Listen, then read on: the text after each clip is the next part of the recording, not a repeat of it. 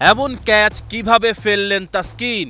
শেখ মেহেদীর শুরুটা হতে পারত রঙিন। প্রথম ওভারে 4 রানে জীবন পেলেন ফখর জামান। তাসকিন ভুল করলেও ক্যাচ নিতে ভুল করেননি মুস্তাফিজুর রহমান। ফখরের ক্যাচ ফেলা তাসকিনই হানলেন প্রথম আঘাত। 4 বলে 6 রান করে সাইম আইয়ুব বরবাদ। পরের ওভারে ডেঞ্জার ম্যান মোহাম্মদ হারিসকে ফিরিয়েছেন শেখ মেহেদী। ডিপ মিড উইকেটে ক্যাচ তুলেছেন তিনি। বোলিংয়ে এসেই তানজিম সাকিবের বাহাদুরি। পঞ্চম ওভারে প্রথম 5 বলেই সালমান আগাকে নাচিয়ে ছেড়েছেন তিনি।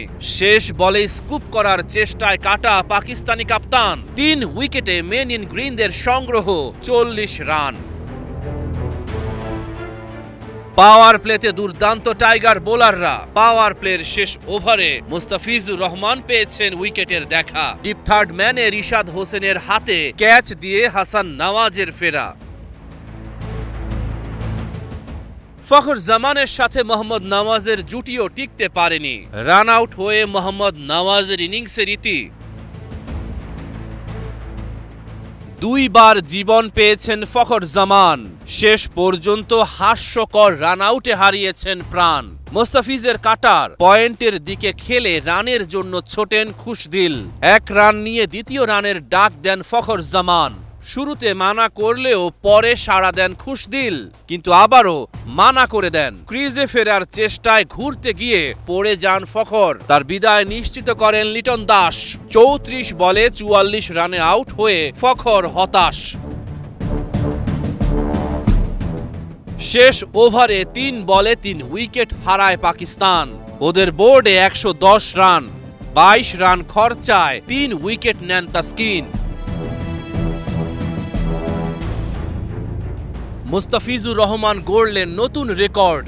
আন্তর্জাতিক টি-20তে 4 ওভারে সবচেয়ে কম রান দেয়ার বাংলাদেশি রেকর্ড এখন মুস্তাফিজের দখলে। 4 ওভারে মাত্র 6 রান দিয়ে নিয়েছেন 2 উইকেট। এর আগে রিশাদ, তানজিম ও মুস্তাফিজ নিজেই 4 ওভারে দিয়েছিলেন 7 রান করে।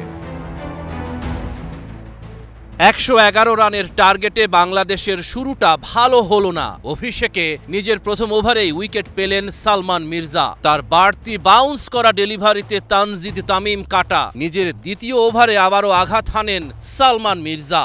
লিটন দাস টিকতে পারলেন না। 7 রানেই 2 উইকেট হারিয়ে চাপে টাইগাররা। আন্তর্জাতিক টি-20তে বাংলাদেশ 114 রানের কম লক্ষ্যে ব্যাট করে কখনো হারেনি। টাইগারদের ম্যাচে ফেরালো পারভেজ ইমন, তাওহিদ হৃদয়ের জুটি। মাত্র 36 বলে জুটির 50।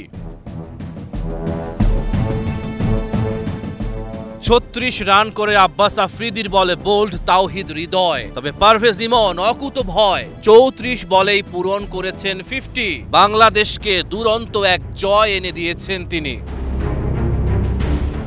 3 ম্যাচের সিরিজে 1-0 ব্যবধানে এগিয়ে গেল টাইগাররা। মিরপুরেই হবে বাকি 2টা খেলা। Rahman pair, star news.